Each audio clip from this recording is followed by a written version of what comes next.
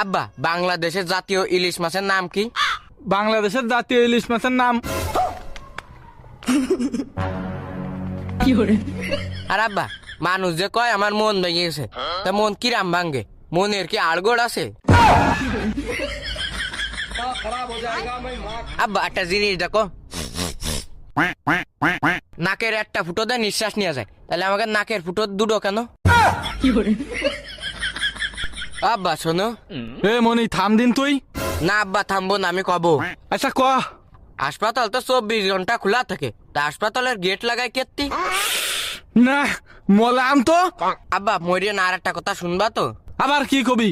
মানুষের হাতের রক কেটে গেলে মরে যায়, কিন্তু পুরো হাত কেটে গেলে মানুষ মরে যায় না কেন? জানি নে। আচ্ছা আব্বা তোমার জানা লাগবে না, তুমি 8টা প্রশ্নের উত্তর দাও। আবার কি প্রশ্ন? সর্বপ্রথম যেটি গড়ি আবিষ্কার করিল, সে টাইম সেট করিল কিভাবে?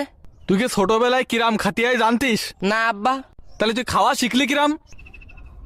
ও তাই তো। আব্বা তুমি আর একটা কথা শোনো। আর একটা ফাউল প্রশ্ন করে দেখ, তোর দাঁতে সিমটি মেরে রক্ত বের করে দিবানে। আব্বা দাঁতে সিমটি মারলে কি রক্ত ভর হয়ে যায়? আরে জ্বালা, এই সাবাল নিয়ে যে আমি মলাম। আব্বা তোমার মরা লাগবে না, তুমি আর একটা কথা শোনো। আমরা এই যে খাইয়ে যে বাথরুমে ফেলাইতে আসি, তা আমরা খাই কেত্তি?